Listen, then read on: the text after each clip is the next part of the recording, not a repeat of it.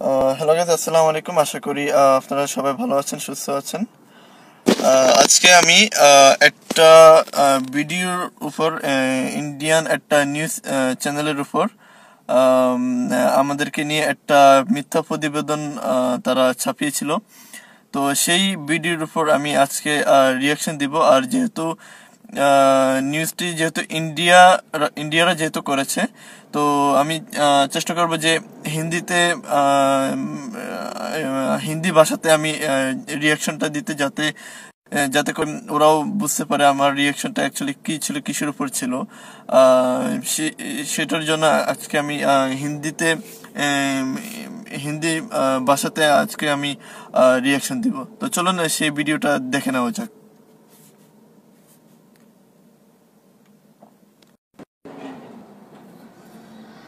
बांग्लादेश, इस टापू पर बांग्लादेश हजारों रोहिंग्या मुसलमानों को शिफ्ट किया है। अगर बाढ़, बारिश या चक्रवात आया तो यही टापू हजारों रोहिंग्याओं की कब्र बन जाएगा।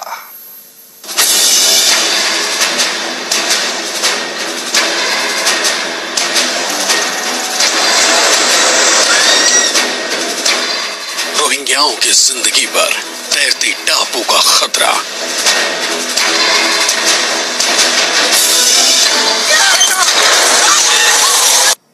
अच्छा, ये थोड़ा फ्यूज किया। एक चीज़ में इसके पहले मैं थोड़ा बताना चाहता हूँ, ये इंडिया मीडिया कितना घटिया है और कितना झूठा मीडिया है, कितना बड़ा जानवर के बच्चा है, आप सोच भी नहीं सकते।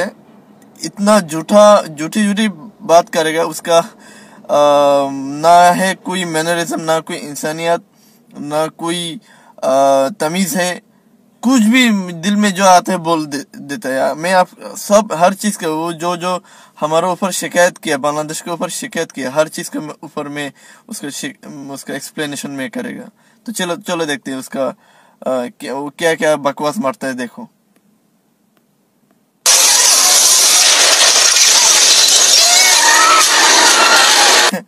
एक मिनट थोड़ा पीछे लेके जाए। खतरा वाले समंदर के बीचों चक्रवात गाल की क्या है? ये रोहिंग्या कैंप है, ये हमारा बांग्लादेश का क्या भाई? हॉलीवुड का सीन, वो मूवी हम देख चुके हैं। ये हमारा जितना बंगाली है, जितना बांग्लादेश का जो मूवी देखता है, सब देख चुका है ये मूवी। ये साइक्लोन के ऊपर, अर्थक्वेक के ऊपर ये मूवी बनाया, वो हॉलीवुड वाला मूवी। तो ये सीन हमारे साथ क्या ताल्लुकात है, मुझे समझ में नहीं आता है। ये सीन क्यों दिखाता है? बंगाल की खाड़ी में ये हुए जिस पर बांग्लादेश की सरकार अब तक हजारों रोहिंग्या मुसलमानों को शिफ्ट कर चुकी है। लाखों लोगों को यहाँ बसाने की योजना है। इनके लिए बाकायदा पूरी बस्ती बसाई गई है, लेकिन इन लोगों की जान से खेल रही बांग्लादेश सरकार के पास न इसके लिए कोई योजना है। अच्छा, ये बहुत सारे को देखो, उसका जो वीडियो का जो वॉइस, जो बैकग्राउंड में जो बंदा जो डबिंग करता है, उसका बात करना, उसका वॉइस देखो, उसका वॉइस सुन के मुझे अजीब लगता है। बांग्लादेश म्यांमार के साथ कितना जलीली करता है, ये करता है, वो करता है। उसका वॉइस सुन के मुझे हंसी आता है। क्या चुतिया वॉइस है इसका। न इन लोगों की सहमति। बांग्लादेश सरकार इन शरणार्थियों को भाषण-4 नाम की टापू पर भेज रही है। हाल ही में 7 नावों में 1640 रोहिंग्या मुस्लिम इस टापू पर। हाँ, भाषण-4 उस जगह पे नया कैंप बना है, ठीक है, ताकि अच्छे से ठहर सकते हैं, अच्छे से घर बनाए, उधर में हर चीज फैसिलिटी है, सब चीज है। तो क्या तेरे को क्या मुश्किल, क्या तेरे को पिछवाड़े में इतना खुजली क्यों हो रही है? 1642 रोहिंग्या लोगों का पहला जत्था 4 दिसंबर को भाषण-4 पहुंचा था। इन लोगों को इस टापू पर पहुंचाने का काम बांग्लादेश की नेवी कर रही है। अब तक बांग्लादेश हजारों लोगों को इस मौत के टापू पर शिफ्ट कर चुकी है। यहाँ बसाने की योजना है। इनके लिए बाकायदा पूरी बस्ती बसाई गई है, लेकिन इन लोगों की जान से खेल रही बांग्लादेश सरकार के पास न इसके लिए कोई योजना है, न इन लोगों की सहमति। कितना बकवास, यानी कितना बकवास गंदे गंदे बात करते हैं। देखो, बांग्लादेश सरकार इन शरणार्थियों को भासन 4 नाम के टापू पर भेज रही है। हाल ही में 7 नावों में 1640 रोहिंग्या मुस्लिम इस टापू पर पहुंचे। 1642 रोहिंग्या लोगों का पहला जत्था 4 दिसंबर को भासन 4 पहुंचा था। इन लोगों को इस टापू पर पहुंचाने का काम बांग्लादेश, हाँ, भासन 4 में उधर में शिफ्ट किया रोहिंग्या को, क्योंकि उधर में अच्छी फैसिलिटी है। अब अभी फिलहाल जिस जगह पे वो रोहिंग्या है उधर में ना कोई फैसिलिटी है ठहरने के लिए, ना कोई जगह है, ना कोई बिजली है, ना कोई अच्छा टॉयलेट है, ना कुछ है। इसलिए नेवी और बांग्लादेश आर्मी सब मिलके, फौज मिलके ये भासन 4 ये टापू बनाया। इसमें बिजली है, बायोगैस है, सौर विद्युत वाला वो चीज़ भी है, मस्जिद है, स्कूल है, सारे फैसिलिटी उधर मौजूद है। तो ये चीज़ है। साइक्लोन से बचने के लिए जितना प्रोटेक्शन चाहिए वो भी है। तो इस भासन 4 के बारे में तेरे को पिछवाड़े में इतना खुजली क्यों हो रही है, मुझे समझ में नहीं आता। की नेवी कर रही है। और अब तक बांग्लादेश हजारों लोगों को इस मौत के टापू पर शिफ्ट कर चुकी है। ये वो रोहिंग्या मुसलमान हैं जो म्यांमार में हुई हिंसा से बचने के लिए बांग्लादेश पहुंचे थे। इन्हें उम्मीद थी कि बांग्लादेश सरकार इनकी जान बचाएगी। हाँ, रोहिंग्या को तेरे इंडिया के पास भी उम्मीद था, जो इंडिया में हम जाएगा, हमको भी जगह देगा, हमको मदद करेगा, हम उधर में थोड़ा ठहरेगा। लेकिन तू तो, तेरा फौज तो, इंडियन फौज तो भगा के बांग्लादेश की तरफ भगा दिया। तो वो भी तुझसे उम्मीद था, तो वो चीज़ तो भूल गया। अच्छा चलो, और उसका ये औरत को देखो, ये बेंचोत के भोसड़े की बेंचोत को देखो, वो जिस तरह बात करते वो जैसे कि वो रोहिंग्या कैंप में, बांग्लादेश का रोहिंग्या कैंप में खड़ा होकर बात करते हैं। अरे बेंचोत, इतना हमको क्या बेवकूफ़ समझ कर रखा? अगर रोहिंग्या कैंप में नहीं जाने का दिल नहीं करता है तो स्टूडियो में बैठ के आराम से एसी का हवा लगा के बात कर। जिस तरह ड्रामा करके बात करते हैं, जैसे कि रोहिंग्या कैंप में तू खड़ा होकर बात किया, उधर जाके शूट किया ये वीडियो, उसका माने बात करने की जो स्टाइल, उसका एटीट्यूड देखो, इसका यानी घमंड देखो। सर बेंचोद और इनकी मदद करेगी, लेकिन बांग्लादेश सरकार के एक फैसले ने इनकी जान को आफत में डाल दिया है। दरअसल बांग्लादेश सरकार ने ये फैसला किया है कि इन शक्ल देखो, शक्ल का एक किसी का रखेल का बेटी है ये, रखेल बेशे बेंचोद बास्टर्ड कहीं का बास्टर्ड। और क्या क्या कह रहे हैं देखो, ये है बास्टर्ड मीडिया, इंडिया का बास्टर्ड मीडिया। शरणार्थियों को बंगाल की खाड़ी के उस टापू में भेज दिया जाएगा जो चक्रवात से कभी भी डूब सकता है।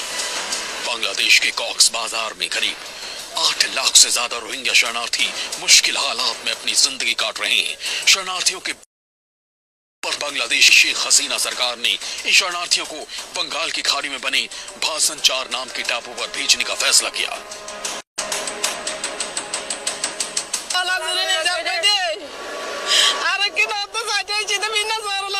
ये बुड्ढी जो वो अभी जो जगह पे खड़ा होके बात करते, ये भासन 4 नहीं। एक चीज, भासन 4 आने के पहले जब कक्स बाजार को नाम का जो जगह है, कक्स बाजार, उस जगह पे खड़ा होके वो बात करते हैं। कभी ये अब ये नहीं बताओ ये औरत भासन 4 उधर में जाके बात करता है। अगर किसी को ये अगर ये सोचता है तो ये सच गलत है, ठीक है।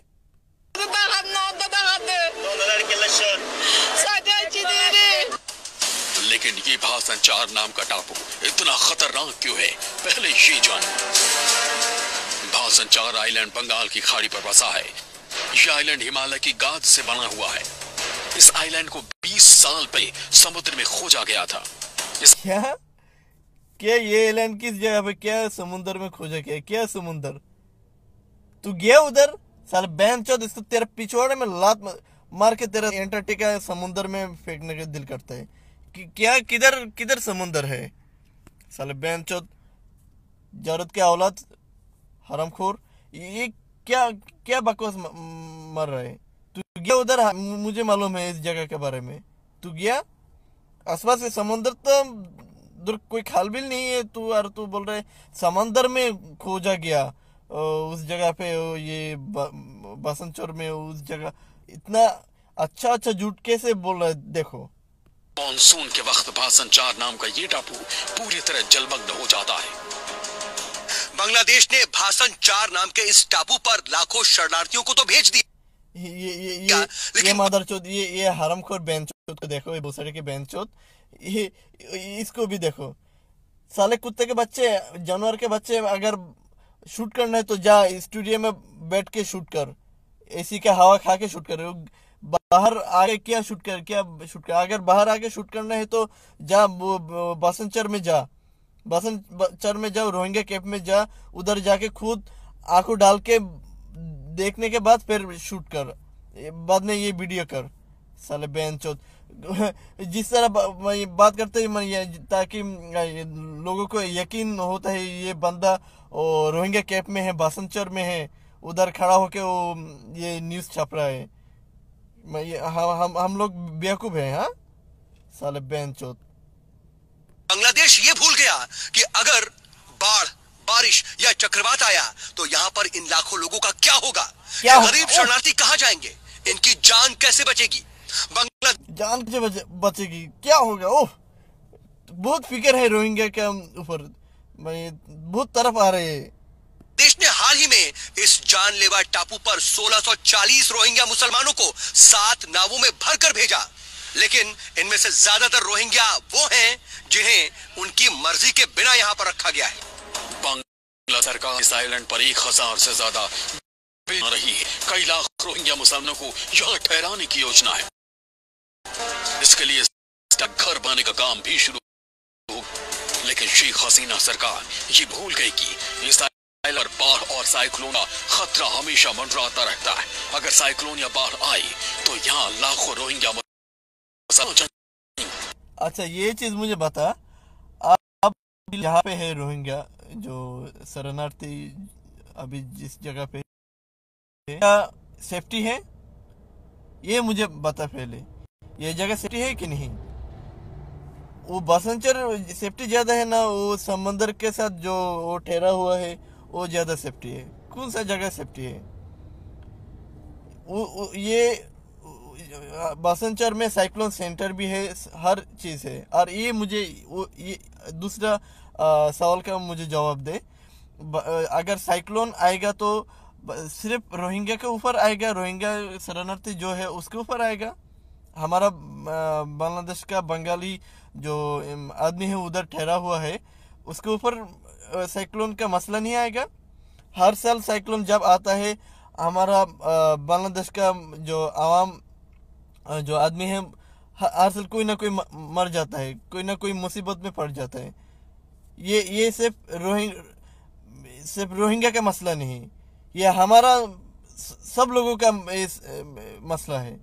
तो तू क्या बोलना चाहते हैं? बस रोहिंग्या के ऊपर साइक्लोन आएगा, मर जाएगा, वो होगा, वो तो होगा, या क्या बकवास मरता है? साले बेंचोद माँ के लोड़े, दिल करते तेरे मुंह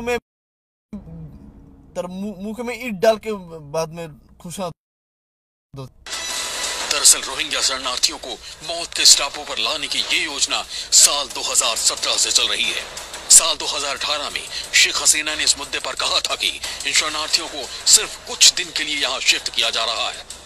ये जो एक तरीके का ये जो बांग्लादेश का रोहिंग्या रिफ्यूजी, ये दूसरे बास्टर्ड के, ये उसका औरत को देखो, ये बास्टर्ड का बच्चा, ये दूसरा, ये देखो ये क्या बोल रहे हैं, देखो। जिसको रीसेटल करने का प्लान है, इसमें कतई भागीदारी रोहिंग्या सेटलमेंट जो सीख कर रहे हैं उनकी नहीं है, इसमें कोई ध्यान नहीं रखा गया है इंटरनेशनल स्टैंडर्ड। इसका शक्ल देखो, ये कोई इंसान का यानी कोई इंसान के बच्चे से पैदा नहीं हुआ, वो कोई जानवर नहीं, कुत्ता, उसका माँ को जो कुत्ता है ना, इंडिया में तो कुत्ता पालने का बहुत शौक है। आज मुझे पता चला क्यों कुत्ता पाल रहा है। वो कुत्ता को चूता फुट्टी खा के इस तरह गंदे वाली कीड़े पैदा होता है। साले पेंचोद, इसका शक्ल भी देखो जानवर की तरह। का ह्यूमन कंडीशंस को लेकर और सभी जगह से जो हमें जानकारी प्राप्त हो रही है उसके हिसाब से हमें पता है कि उस आइलैंड की जो कंडीशंस हैं वो काफी खतरनाक हैं, काफी खतरनाक है। तू आ जा, तू उधर में आ जा। तेरे पिछवाड़े में जो बैंगन है ना, बैंगन पिछवाड़े डाल के बाद में क्या खतरा क्या चीज है बाद में पता चलेगा। सुनामी प्रोन एरिया है वो। इस ऐसे हालात में अगर हम रोहिंग्या रेफ्यूजीज को वहां पे भेज रहे हैं तो ये एक बहुत ही गलत निर्णय है। लाखों लोगों की जान से खिलवाड़ कर रही बांग्लादेश सरकार हर काम बेहद गुप्त तरीके से कर रही है। इस टापू पर न कोई मानवाधिकार कार्यकर्ता जा सकता है, न ही कोई जर्नलिस्ट। हर काम इतना सीक्रेट रखा गया है कि लाखों लोग मारे भी गए तो किसी को कानो कान भनक तक नहीं लगेगी।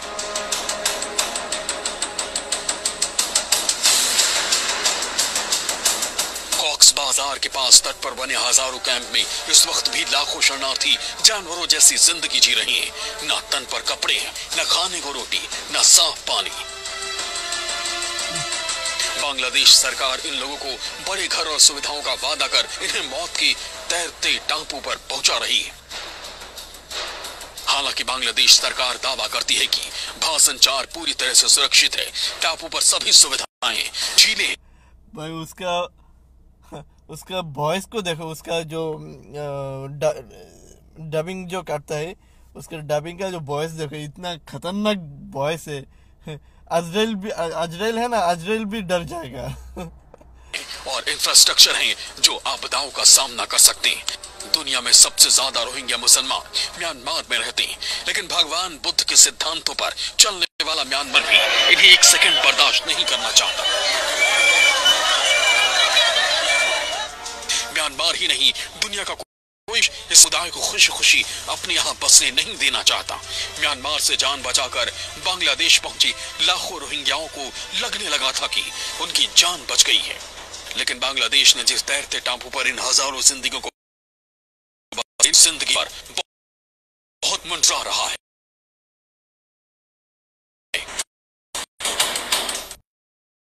अच्छा जी, अब चलो इस मुद्दे में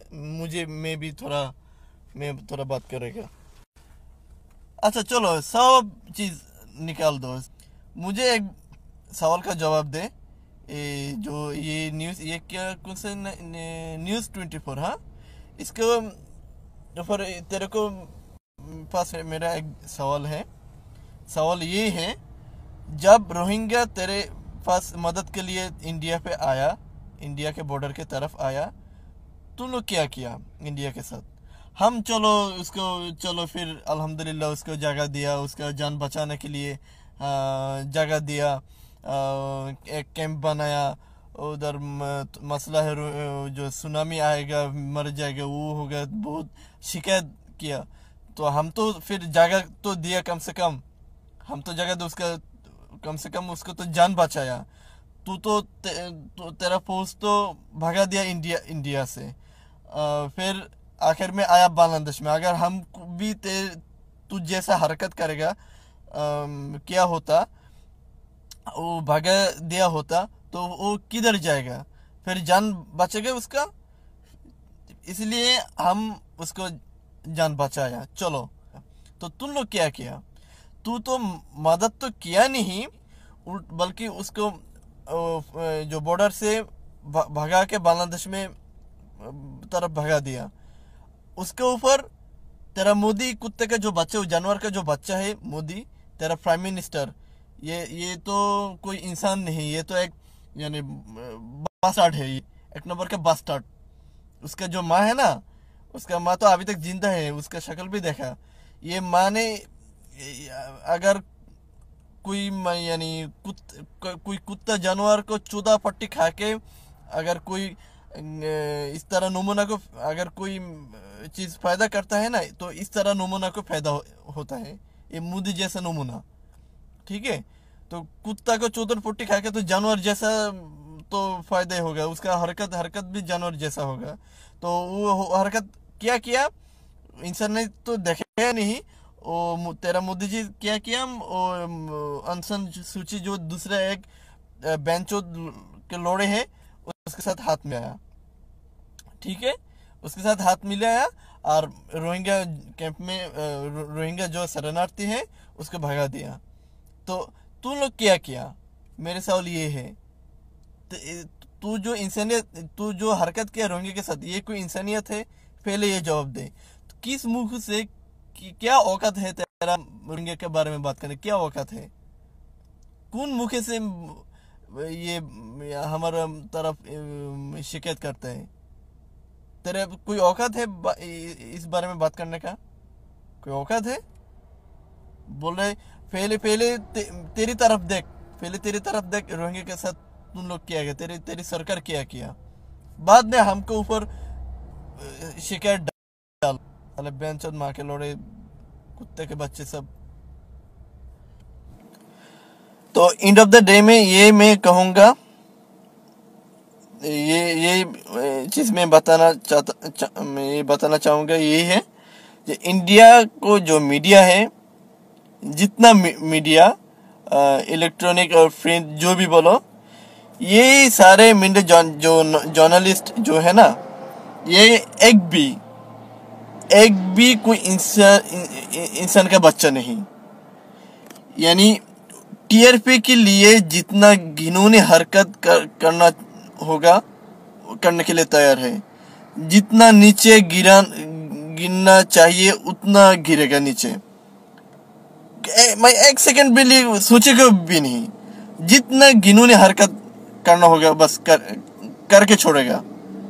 अगर मेरे पास बहुत ज्यादा पैसा होगा, अगर होता ना, अगर इंडिया का कोई न्यूज़ का चैनल का ओनर है, नहीं तो कोई जर्नलिस्ट है, ठीक है, अगर औरत हो तो अगर मैं उसको बोलेगा जे तेरे को मैं बहुत ज्यादा टीआरपी देगा, इतना करोड़ रुपया का टीआरपी देगा, तू सिर्फ मेरे साथ सो जा एक रात के लिए, नहीं तो तेरे बहन को, तेरा माँ को मेरे पास भेज दे एक रात के लिए, बदले में तेरे को मैं बहुत ज्यादा टीआरपी देगा, बहुत ज्यादा टीआरपी देगा।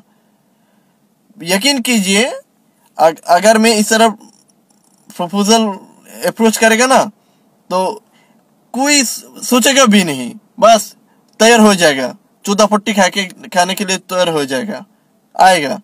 ये है इंडियन जर्नलिस्ट है, यानी जितना नीचे जाना होगा नीचे जाएगा। ये है ये जो जर्नलिस्ट जो है ना, ये कोई इंसान का बच्चा नहीं।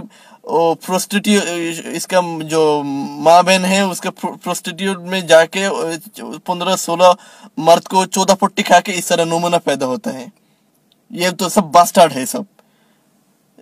तो अगर सच में इंसान का बच्चा होता ना, इस तरह बात नहीं करता। कोई बात के कोई तमीज नहीं, मैनरिज्म नहीं, कुछ भी नहीं। उसका कितना बदतमीज है इसका जर्नलिस्ट। में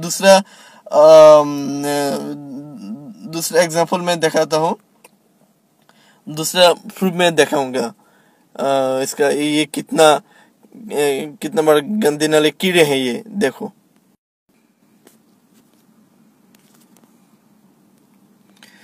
चलो ये देखते हैं। इस वक्त मौजूद है। शोएब, बहुत बहुत स्वागत आपका एबीपी न्यूज में। अच्छा शोएब, मैं आपको बताना चाह रही थी, हमारे ये औरत को देखो, ये औरत जर्नलिस्ट को देखो।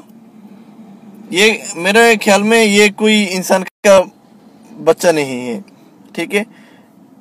उसका जो खानदान है, खानदान बहुत माने बदतमीज है। उसका बात करने का तरीका से पता चला जो ये इसका खानदान, ना कोई मैनरिज्म सिखाया, ना कोई तमीज सिखाया। वो जिस जगह से जर्नलिज्म का ऊपर पढ़ाई करके आया, वहां से भी ना कोई अच्छे, मेरे ख्याल में जर्नलिज्म के ऊपर पढ़ाई करके नहीं आया मेरे ख्याल में।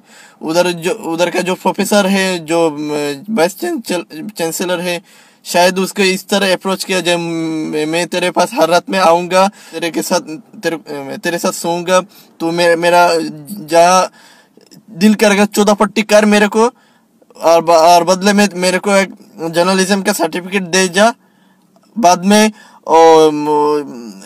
कोई टीवी चैनल में जाऊंगा सर्टिफिकेट लेके, उधर जो ओनर है टीवी चैनल का, जो मालिक है, उसके साथ भी रात गुजारूंगा, वहां से भी मैं 14 पट्टी खाऊंगा। 14 पट्टी खा के बस उस औकात से मैं जर्नलिज्म बनूंगा। अच्छा औकात से नहीं, वो 14 पट्टी का औकात से जर्नलिज्म। ये इस तरह औकात है, ये 14 पट्टी वाला औरत है ये। देखो ना, हिंदुस्तान में जो स्वच्छता मिशन है, सफाई अभियान, उसका दूसरा चरण हाल ही में शुरू हुआ है। और ऐसे में मुझे देखा उसका बात करना, जो सफाई अभियान है, ये एक एक्सक्रिकेटर है ये ऐसा बॉलर है, उसका हाई स्पीड से सचिन जैसा, गांगुली जैसा बैट्समैन को बहुत ज्यादा सफाई किया भी है। ठीक है, ये एक बेहतरीन बॉलर था, फॉर्मर बॉलर था, वर्ल्ड क्लास बॉलर था। इसका इस तरह बदतमीजी बात करता है। देखो कितना गंदे नाले कीड़े हैं ये। देखो कि टीम इंडिया जो है उसने उसे बहुत सीरियसली ले लिया है। 100 घंटे पहले जिस तरीके से धुलाई हुई थी पाकिस्तान की टीम की, आज फिर से धुलाई के लिए आज फिर से तैयार होकर आ रहे हैं ना आज के खिलाड़ी। हाँ, किस तरह घमंड के साथ बात करता है, कितना तो धुलाई के लिए। अगर मैं बोलूंगा तो पाकिस्तान भी इंडिया को 10 साल पहले भी बहुत ज्यादा धुलाई दिया, 10-15 साल पहले भारत को भी, इंडिया को भी धुलाई दिया। तो मैं तो कभी नहीं देखा, ना कभी नहीं सुना इस तरह पाकिस्तान का मीडिया इस तरह बात किया, जो इंडिया का हम बहुत धुलाई किया, वो किया, हम किया। इस तरह तो कभी कोई लफ्ज हम नहीं सुना। और इसका बात करने का तरीका देख।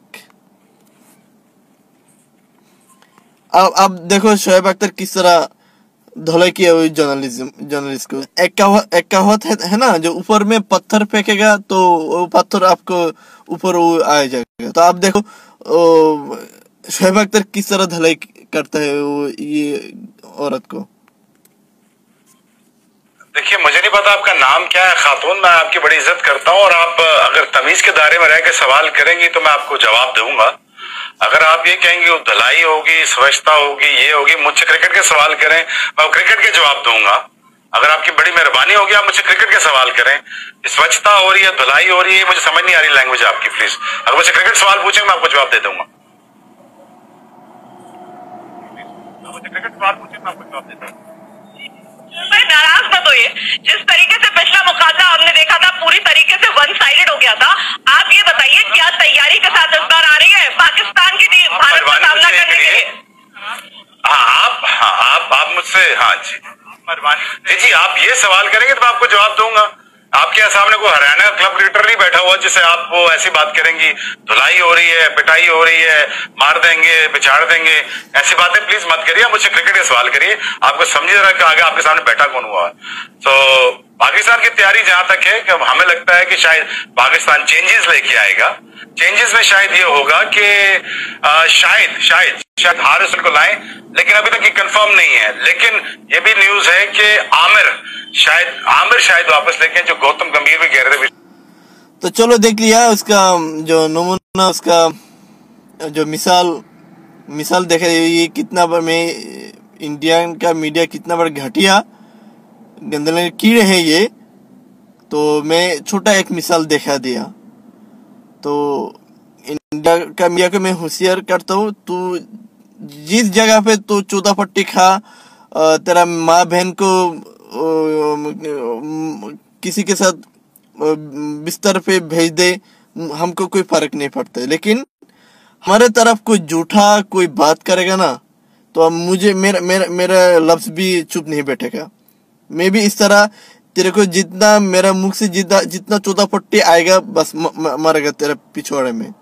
ठीक है, अगर इस तरह आइंदा इस तरह कोई झूठे इल्जाम हमके ऊपर लगाएगा तो नतीजा बहुत बुरा होगा।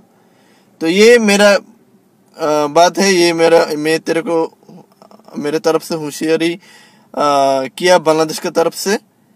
तो सारे दुनिया देख लो, ये इंडियन मीडिया जर्नलिज्म हर मुल्क में जर्नलिज्म के ऊपर पॉजिटिव चीज होता है, नेगेटिव चीज होता है, लेकिन इंडिया का जर्नलिज्म इसने बहुत डिफरेंट है, माने इतना खतरनाक डिफरेंट है, मैं आप सोच भी नहीं सकता। तो इस तरह बहुत मिसाल है, एग्जांपल है इंडिया के जर्नलिज्म के ऊपर। तो ये थोड़ा सुधर जाओ, मैं ये कहूँगा सुधर जाओ, खामोखा इस तरह ऐसा कोई बात ना करो जिस वजह से इंडिया का, तेरा मुल्क का नाम बदनाम होगा, ठीक है, तेरा नाम बदनाम होगा, इंडिया का नाम बदनाम होगा, इस तरह हरकत मत कर। तो ये मेरा ये मैं बताना चाहता तो मैं बता दिया। तो फिर तू जितना मर्जी बकवास मारना है तुम मार। তো তো এতটুকুই হচ্ছে আমার আজকের এই ভিডিও।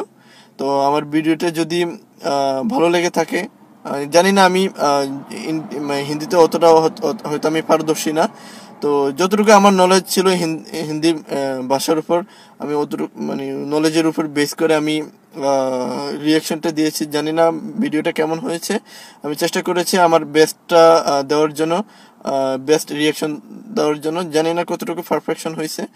তো আমার ভিডিওটা যদি ভালো লেগে থাকে তো অনুগ্রহ করে আশা করি আপনারা সাবস্ক্রাইব করবেন, শেয়ার করবেন। তো এই বলে আমার ভিডিওটা এখানে শেষ করছি। সবাই ভালো থাকবেন, সুস্থ থাকবেন, আল্লাহ হাফেজ।